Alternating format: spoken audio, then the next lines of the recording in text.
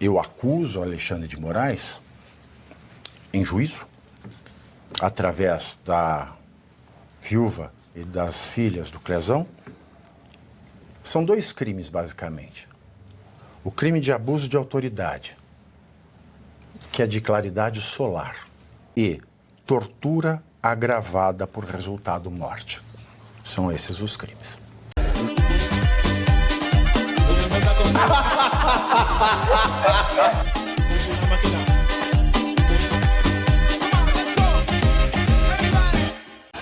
A morte do empresário Clériston da Cunha, conhecido como Clezão, completa 1 ano hoje.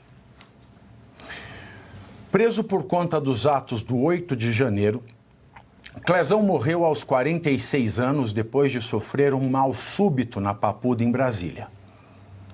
O presídio não tinha equipamentos médicos para atendê-lo, conforme relatório da Defensoria Pública do Distrito Federal.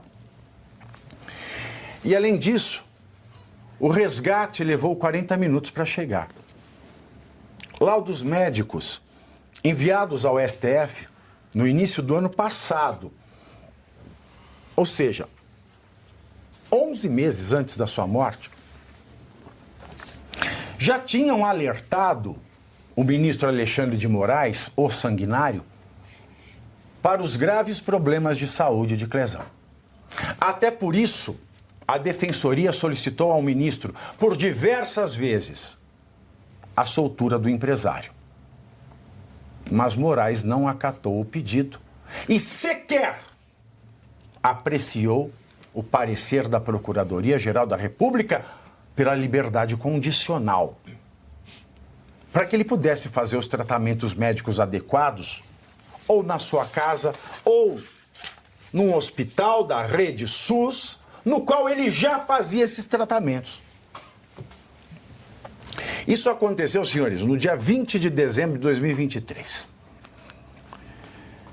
Eu estava em Nova York nesse dia. De novembro. 20 de novembro de 2023, eu estava em Nova York. Eu fiquei chocado com esse caso. Eu voltei para o Brasil alguns dias depois e procurei a família do Clezão. E me ofereci para cuidar deste caso criminal. Porque, afinal de contas, isso é um crime danado. O Clezão, e por mais que o Toffoli tente impedir o acesso à justiça, eu continuo recorrendo. E continuarei recorrendo até que se esgotem todas as instâncias e eu precise ir ao Tribunal Penal Internacional em Roma.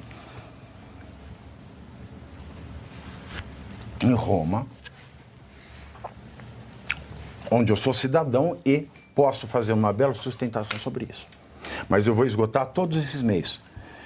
O Clezão, quando ele foi detido, foi preso, encarcerado no dia no dia 8 de janeiro de 2023.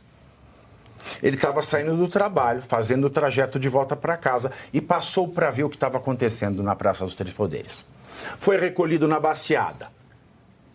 Recolhido na Baciada, não teve direito à audiência de custódia, que é aquela que acontece dentro das 24 horas entre a prisão em flagrante e a audiência de custódia. Se passou de 24 horas, a lei manda liberar. Liberou? Não. Todos se tornaram presos políticos, porque todo traficante no Brasil tem direito à audiência de custódia. E todo aquele que não tem é liberado. Mas esses brasileiros foram tratados piores do que traficantes. Pois bem, depois aconteceu uma custódia fajuta, e nessa custódia fajuta, proibiu-se de que pessoas fossem falar de casos de saúde, por exemplo. Mas o fato é que a médica no SUS, que atendia o Clezão no SUS, quando ele foi encarcerado, já mandou o registro dele, porque ele tinha doenças pré-existentes a 8 de janeiro. Ele já tinha um estado de saúde delicado. E isso foi apresentado pela médica, carimbado pela médica.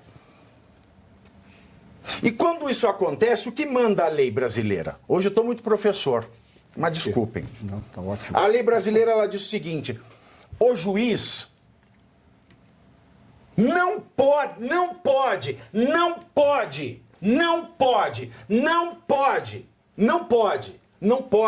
aplicar prisão preventiva em estabelecimento carcerário àquele que tem um estado grave de saúde que possa atrapalhar o seu tratamento médico. Ele tem que obrigatoriamente aplicar alguma das medidas cautelares de liberdade provisória alternativas à prisão preventiva. Então tá aí a primeira ilegalidade do Moraes. Segunda ilegalidade do Moraes. Quando a pessoa é presa preventiva, primeiro foi não ter audiência de custódia. Segundo foi transformar em preventiva sem audiência de custódia e sem requisito previsto no Código de Processo Penal. Perigo da liberdade e materialidade da conduta delituosa, porque não tinha nada contra o Clezão.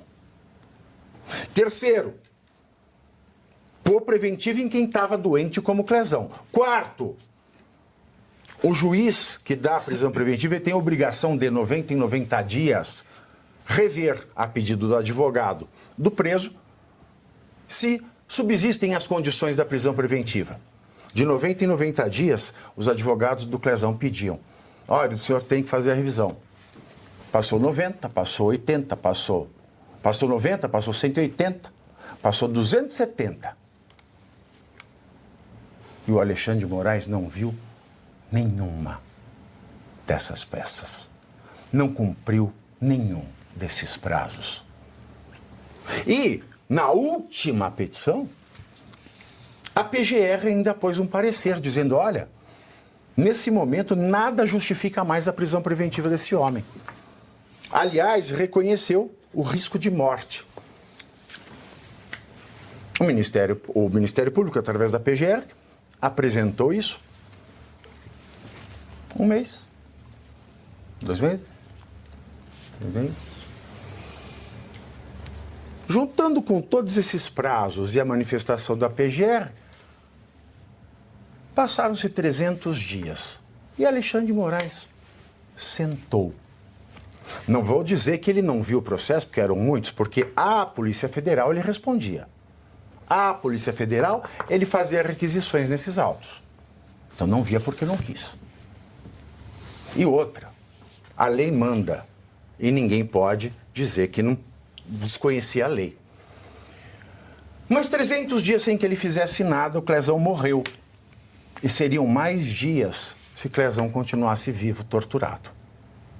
E a lei de abuso de autoridade diz: o juiz ele tem que responder a esses pedidos de soltura ou de liberdade provisória dentro de prazo razoável. Responder, não é nem aceitar. Pode até denegar, mas ele tem que analisar dentro de prazo razoável. E a PGR do senhor Paulo Gonet diz que 300 dias é prazo razoável. Ele está dentro do prazo razoável, porque não é a mãe dele. Se fosse a sua mãe, você não diria isso.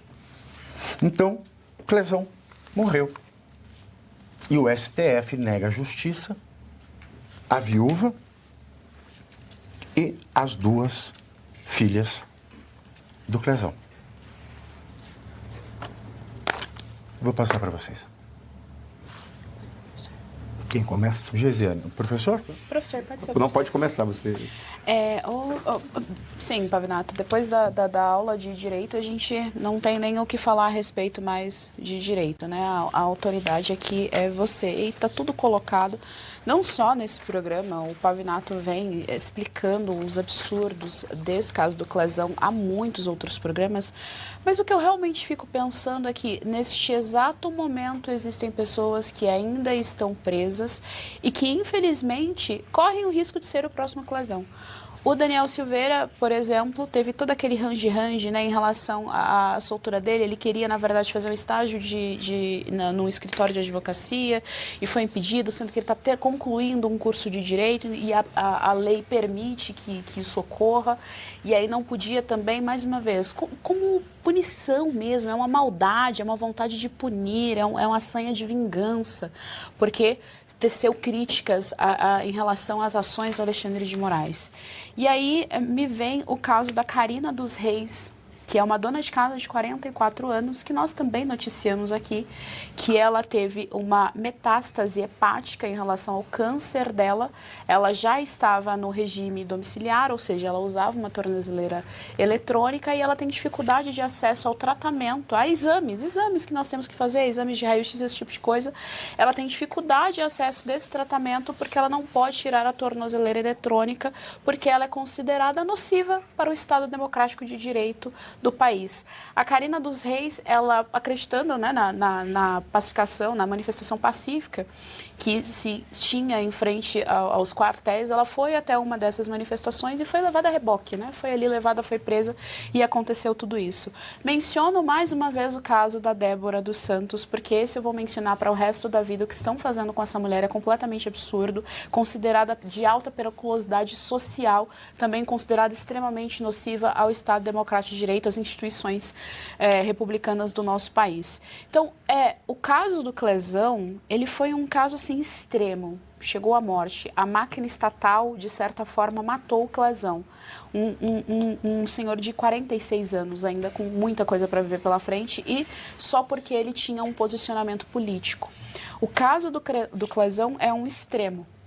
Mas o que o Estado brasileiro vem fazendo com essas pessoas do 8 de janeiro, e aqui repito de novo, pessoas que algumas de fato vandalizaram. A Débora dos Santos, ela de fato vandalizou uma estátua, portanto que seja punida conforme a ação, que seja punida conforme um vandalismo, não como um golpe ou a derrubada do Estado.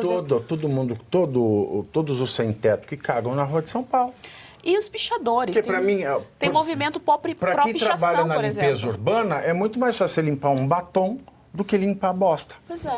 E tem todo um movimento pavinato urbano, quem é de São Paulo sabe, pró-pichação. Tem todo um movimento em relação a isso, eles chamam de arte, de cultura, e o que não faltam são prédios públicos com pichações. Vão punir essas pessoas também? Deveriam. Perdão? Deveriam, exato. Então, assim... Na Rússia são 7 anos de cadeia. Aqui tem uma placa, senhor pichador, por favor, que quando eu vejo aquilo eu falto infartar. Senhor pichador, por favor, não piche, porque o dinheiro da tinta aqui a gente vai reverter para a sociedade, enfim, para o bairro. Então, assim, aqui a gente trata o pichador como senhor pichador.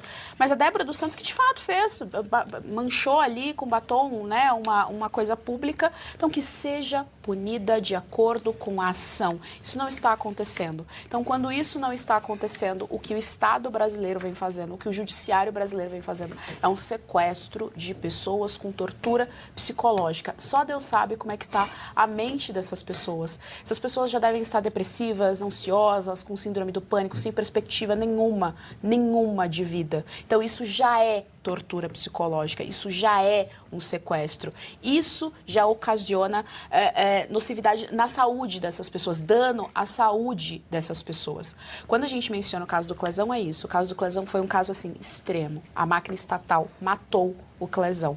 Mas a máquina estatal continua fomentando doenças, mortes em vida, colocando as pessoas para viver como se elas fossem ratos, porque ela não tem direito à liberdade, ela não tem direito a defender as ideias que elas acreditam. Olha, professor, as pessoas perguntam aqui, Alexandre de Moraes cometeu crime de homicídio culposo ou doloso? Nenhum dos dois. Na verdade, antes dele ser condenado, e ele não vai ser condenado aqui, porque aqui ninguém solta a mão de ninguém. O que eu acuso Alexandre de Moraes, em juízo, através da viúva e das filhas do Clezão, são 2 crimes, basicamente. O crime de abuso de autoridade, que é de claridade solar. Se ele não cometeu abuso de autoridade, a lei de 2019 não serve para nada, pode jogar no lixo. Ela só serve para punir policial. Sempre para punir policial. Abuso de autoridade e tortura agravada por resultado morte. São esses os crimes. E mais uma coisa. Muita gente fala que ainda, o André Mendonça tem culpa porque ele negou o habeas corpus. Compreendam uma coisa. Existe uma súmula que os ministros do Supremo não podem passar por cima, que diz o seguinte: nenhum ministro pode dar habeas corpus a prisão concedida por outro ministro do Supremo. Ele estava de mãos atadas. É isso. Ou seja, a armadilha interna para permitir que a máquina produza o Deus Ex Machina. Exato. Seja, levar essas pessoas sem foro privilegiado ao STF foi pensado em relação a essa súmula, para que eles não tivessem saída.